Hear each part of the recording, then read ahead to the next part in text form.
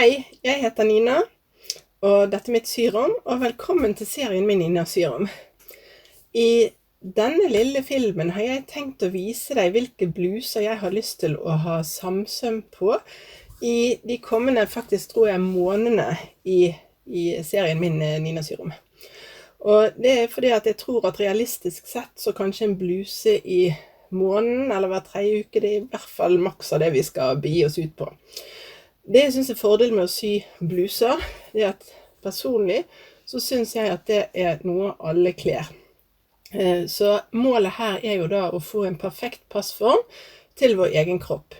Det er et par ting som er viktig for meg da. Det er for det første at skuldersømmen og ermet sitter akkurat på skulderen, for det har så mye med inntrykket av hvordan overkroppen ser ut. Så hvis du da har en skuldersøm som ikke treffer der den skal, så er det fort gjort at den ser bredere ut enn man nødvendigvis trenger, og plagget lett mister fasongen, fordi at da får du gjerne linjer som dras. Så akkurat det med skuldersøm, det er noe som man kan si at det brenner for skuldersømmer. Det er jo kanskje litt rart, men det er noe som jeg synes er i hvert fall veldig greit å få på plass. Og det andre er jo da å få riktig ledighetsvidde, at plagget sitter ikke for trangt og ikke for løst, og at vi har innsnittene på rett sted. Men det er noe vi skal gå igjennom. Den første blusen som jeg vil ha samsøm på, det er den blusen som dere finner inne i denne reklamebrosjyren. Så det er altså denne blusen her, og mønsterdelen til den blusen, den finner vi inni her. Så det er altså den første vi skal sy, og jeg tror dette er en fin bluse for også å finne hvor mye stoff vi generelt trenger når vi skal drive og sy bluser, sånn at du har et visst begrep om stoffforbruket som du trenger. Ellers så har jeg jo nå, du ser jeg har merket veldig mye inni her, så jeg har tenkt å sy. La meg begynne bakast på bluser. Den neste blusen, for den har jeg nemlig bestemt meg for, den neste blusen jeg vil sy, det er denne.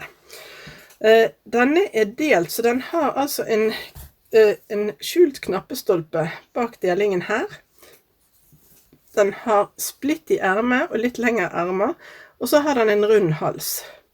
Så en fin bluse, og jeg hadde håpet jeg skulle rekke å sy kanskje det før jul, men jeg er litt i tvil. Og når vi ser her på mønstertegningen, så ser vi det at jeg mistenker at denne kommer til å sitte pent på alle som prøver, fordi at den har et brystinnsnitt, og ikke noe mer innsnitt foran, så det betyr at den henger litt løst og ledig foran. Og så har han et rygginnsnitt, eller det blir jo 2 da, for det blir speilvendt, som gjør at vi får litt forming i ryggen. Så det er altså bluse nummer 2 som jeg ønsker å sy. Og deretter så tror jeg dette ikke kommer i rekkefølge, men det er altså disse blusene jeg ønsker å sy av forskjellige grunner. Det var denne blusen her, som blir en litt mer skjorte. Og den ønsker jeg å sy fordi at den har pent isatte ermer.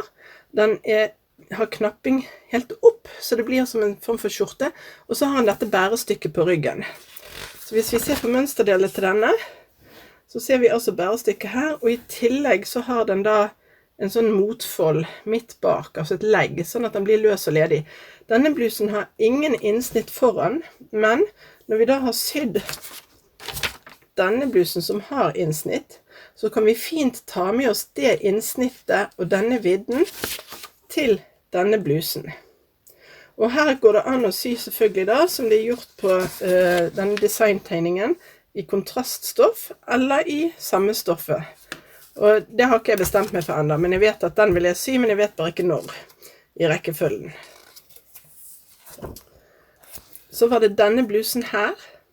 Den synes jeg var veldig fin i sin enkelhet. Jeg likte veldig godt denne halsåpningen, som er litt annerledes. Og som dere ser så har den et delt forstykke, lange ermer og opprett på ermene. Så la oss se litt på mønstertegningen her. Så er den altså, det er rett og slett ingen innsnitt, men hvis vi ønsker det, så tar vi igjen med oss innsnittene fra den første blusen, når den er tilpasset. Så er det belegg her. Ja, den er delt, for det er, hvis den hadde vært mot brett midt foran, så hadde det altså vært en stiplet linje, men det er det ikke. Så det er 2 forstykker, de er sydd sammen. Og belegget også bak her. og ermet går ned og rynket inn i en mansjett.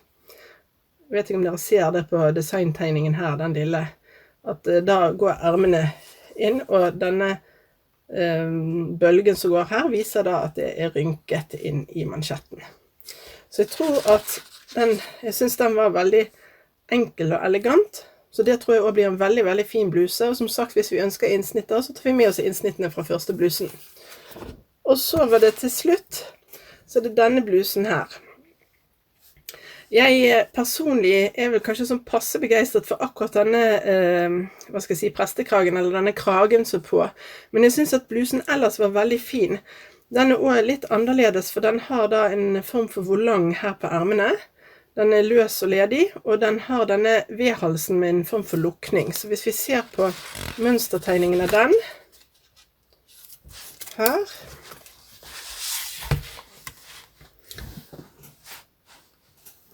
så den også litt grei. Den har innsnitt i siden, og det ser faktisk ut som den har glidelås i siden også, så det kan også bli litt gøy å ha en teknikk på det.